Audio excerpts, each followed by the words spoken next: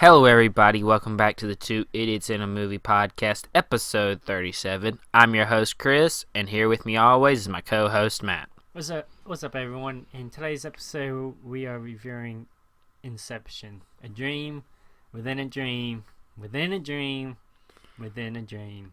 Something like that. Yes. Now, Christopher, tell the great audience what this story is. Okay, if so you can. Inception is about our main character, played by Leonardo DiCaprio, named Cobb, leading a team that specializes in stealing secrets from people's dreams. And they're hired by some guy who has a lot of pull, like some rich guy, basically. Yeah, some rich Asian guy. Yeah, some rich businessman. And he wants them to plant an idea in someone's head by going inside their dreams, which is, according to them, a lot harder than stealing something.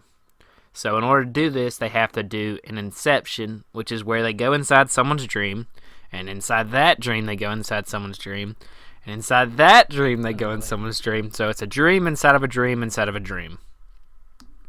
Okay, are you lost yet? Yeah, I watched this movie about 5 times throughout my life, and you just made it more complicated. Well, I mean, that's the whole point of the movie. They perform an inception to instill an idea into this guy's mind, and an inception is a dream inside of a dream inside of a dream. It's 3 layers deep of dreams. Yep, I'm basically confused now, but yeah. All right, so Matt, what's your overall thoughts of the movie? Let's get into that first. I love this movie. This movie is magnificent, I think. Yeah, it's great. It is amazing. This is top Christopher Nolan. It's one of my favorite Christopher Nolan movies. Yeah. It's his peak. Yes, this is during Christopher Nolan's peak movie making. This movie is amazing. If you have never seen this movie, you need to go see it. And it has a great cast. Yes, it does. Who's in the cast? We got Leonardo DiCaprio, Joseph Gordon-Levitt, Elliot Page, Tom Hardy, Ken Watanabe. I'm probably saying that wrong. you got Michael Caine. Yeah, Michael Caine, Cillian Murphy. It's a great cast, man. It is. All around, it is huge names, and they all have great performances. Yeah, they all do really good. I have Inception's Google page pulled up, and for some reason on the images section over here above the title and description, it has a poster for Oblivion. Oblivion? Tom Cruise? Yeah, the Tom Cruise movie. What? I don't know. He didn't even come out the same year. I know. I have no. Who knows? Google, you messed up. Anyways, so this movie has a lot of great action scenes in it, I think.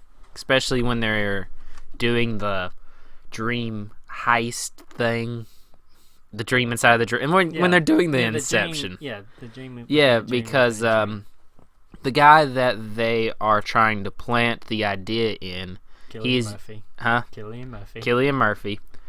He has been trained by someone to defend his mind against people trying to steal stuff from his dreams. Yeah.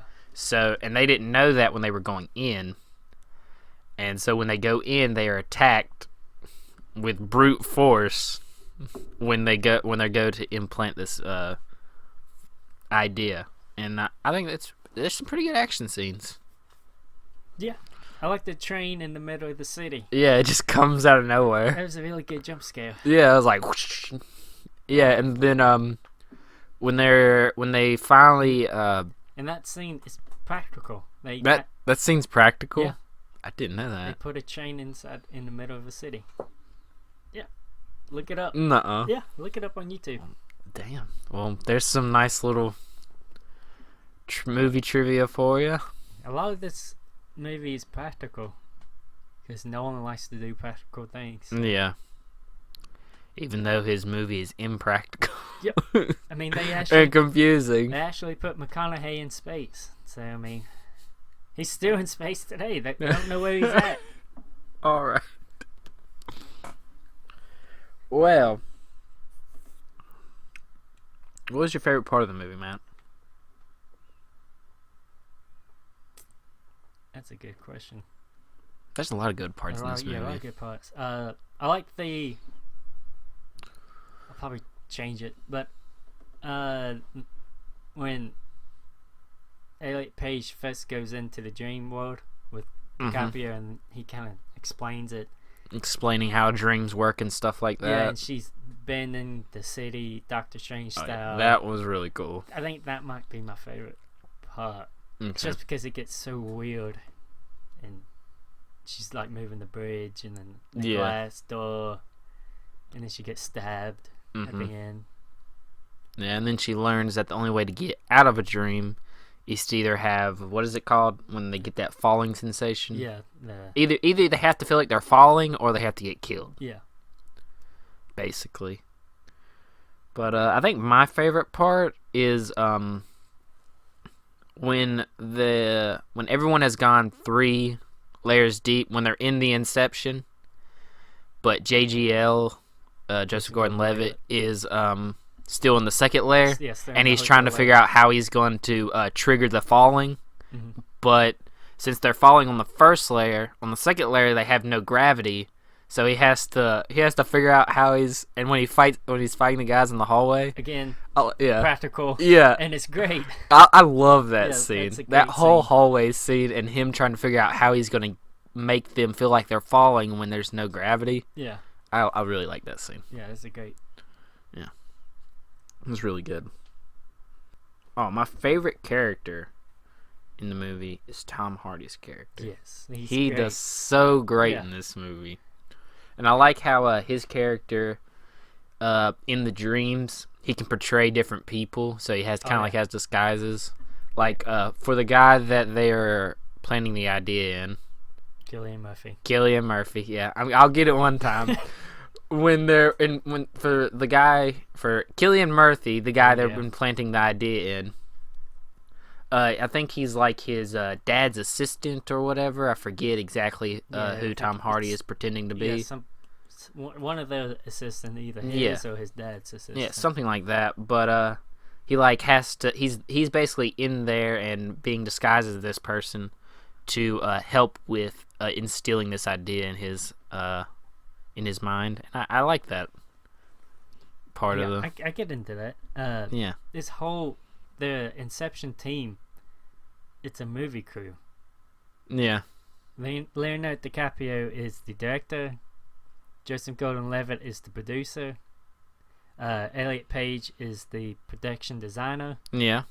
Tom Hardy is the actor. Ken Watanabe is the studio. And Cillian Murphy is the audience. It's a movie. Well, it's a movie within a movie. I've never noticed that, Matt. So it's a movie inside of a movie that you're watching. It's pretty meta. We're also watching the movie inside of the movie, so we're watching a movie inside of a movie. While watching a movie. Where they're in a dream within a dream. And now we're talking about a movie that's about a movie, but also is a movie inside of a movie that's about a dream inside of a dream inside of a dream, but it also goes into a dream inside of a dream inside of a dream. Yeah, it gets really deep in this movie. Yeah, this movie's pretty deep. Yeah. Something we haven't touched on is when they go 3 layers deep, they end up having to go another layer deep, which is purgatory. Yeah, purgatory. Which Leonardo DiCaprio's dead wife is at. It's not really his. Is it his dead wife, or it's like his imagination? Yeah, his memory of her. Yeah. Of his dead wife. So insane. We have to go into Leo's purgatory where he was, and he was there for 50 years. Him and his wife, which is crazy. He looks the same. He still looks good too. Yeah. Well, they explain how he can be there for 50 years and not. Like time works different the deeper you go into dreams. Yeah, time moves slower. Yeah, so like 10 years in the 3rd layer of a dream is like 1 second, or like 1 minute. Yeah, 1 minute, I think. In the 1st layer of a dream. Yeah. And that gives you like an hour in the 2nd layer of the dream, which is crazy. So like, They probably trapped. What felt like 50 years trapped in purgatory for them probably was like a minute in real life. 5 minutes. Yeah, 5 minutes. 10 minutes. But their mind was so old because they had went through all that stuff for 50 years. And his wife's mind just, they couldn't handle it. His wife, lose it. Yeah, it was very tragic. So basically, him and his wife got stuck there. Most of the people in this movie don't believe Inception is possible. But Leonardo DiCaprio's Cobb, he knows it's possible because when they were trapped in purgatory and trying to escape, the only way he could convince his wife to leave purgatory was to plant an idea in her that her reality wasn't real by doing an Inception. And so when they did get back to reality, she still believed that, and she ended up... She still believes they were in a dream. Yeah, she still believed it. And so she ended up killing herself on their anniversary. Yep. And that's why he's on the run. And one of the parts of this movie is him trying to get back to his kids because everyone thinks that he killed her because she left a note saying that he was threatening to kill her. Yeah. And she was declared sane by psychologists and stuff, which that's one crazy plan. She basically gave him no option besides to either run or join her. Yeah, she's a little cuckoo. That's some gongo shit right there. Yeah.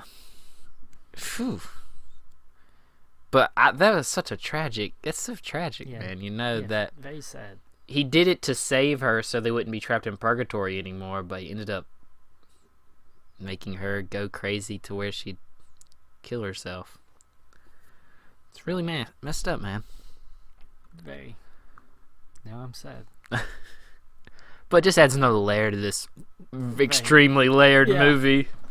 Now, at the end of the movie, after they finish the Inception, yes, Leonardo DiCaprio goes back to his kids. Do you think that was still a dream? No. Or was it reality? It's not a dream. It's reality. That's what I think so too. I was watching a video last night after I watched this movie, and Christopher Nolan hasn't talked about whether it is or isn't I wonder before. How many questions he got about He probably has gotten a lot, but Too many. Michael Caine, I don't know how long ago this was, but I forgot. I didn't look and see how old my video was. But Michael Caine was told by Christopher Nolan that any scene that Michael Caine is in is reality. Before he signed on for the movie, he was told that. And in the final scene, Michael Caine is there. Yeah, Michael Caine is there. So it's reality. And you also see the top about to fall over. It starts slowing down. Yeah. And it's reality. So I'm glad he got a happy ending for all the crap that he went through during the movie and before the movie. So I was glad for that. But yeah, I can see how it could spark so much debate. Yeah. Debate. Christopher Nolan did a good job about sparking debate with this movie. Good job, Nolan. Yeah. But yeah, that was one of the biggest things when this movie came out was he still in a dream? Was he not in the dream? Who knows? Oh, we talked about purgatory earlier. One of the characters gets trapped there because he dies, but the way they have to go to... In order to do an Inception, they have to be under a sedative. And when you get killed under a sedative in a dream, you don't live. You don't wake up. You ended up going to purgatory. So instead of going higher in the layers, you go deeper in the layers, which hurts my head to even think about still. Yeah. But you really have to pay attention in this movie. Yeah. It's definitely a movie you gotta think about, but what's the guy's name? Actor's name? Ken Watanabe. Yeah, Ken Watanabe. Yeah. Godzilla. Watanabe. Yeah. Let them fight. Basically, he gets trapped in purgatory for who knows how long, but he basically becomes an old man. Yeah, he's an old man. By the time Leonardo DiCaprio's character gets there, which is basically like, it feels like an instant for us, but for Ken Watanabe, it was probably like 70 years he was probably trapped down there. Probably. And then they woke up and they were still on the plane. Yep, like nothing happened. Yeah, that's pretty crazy. Yeah, I think it's crazy how you can be trapped in that purgatory forever. And then, but in reality, you're only in there for like a couple minutes. Yeah. Yeah, that's crazy, man. This movie does a really good job of explaining its rules about dreams. And I don't think it ever really breaks them, besides not coming back from purgatory. Yeah. Well, I guess you can come back from purgatory. I mean, obviously you can. But I guess they just don't know enough about purgatory to where they just assume that you can't come back from it. What it is. They just don't know that much about it, besides DiCaprio. Yeah, but I mean, because even before they've done this, none of the people on this Dream Heist squad had even done an Inception besides Leonardo DiCaprio's character. So I guess with that sense, they just don't understand enough about what they're doing. Just pretty good. You got anything else, Matt? No, I don't have anything. Yeah, I think we've pretty much talked about everything we need to talk about. Covered everything. All right. You got any interesting movie trivia for us? Trivia time? I mean, I already did my trivia about. Oh yeah, you did. I already blew your mind. Yeah, you did blow my mind. All right. Let's give our ratings now. Matt, go ahead. I gotta give this an 8 out of 10. 8 out of 10? Yeah, top tier Christopher Nolan movie. I'm gonna give it an 8.5 out of 10. I think that's one of Christopher Nolan's best movies. Yep. I wanted to give it a 9, but I heard Memento is better than this movie, so I'm waiting to see if Memento gets that 9 for me for Christopher Nolan movies. We'll see about that next week. Yeah, we're reviewing that one. It'll be a week after you see this or listen to this. But, this is one of the best Christopher Nolan movies, and I very much enjoy watching it. And it's a movie that really makes you think. Especially during the movie and after the movie. You really have to pay attention or you get lost quickly. Yeah. But, it's a great movie all around. Got anything else, Matt? No, that's it. All right, well, I think that's it for us today. Thanks for listening to us discuss Christopher Nolan's Inception. You can follow us on Twitter, Instagram, subscribe to us on YouTube. We put out new episodes every Tuesday, Thursday, and Sunday for the foreseeable future. And we'll see you next time when we talk about Star Wars Episode 2, Attack of the Clones.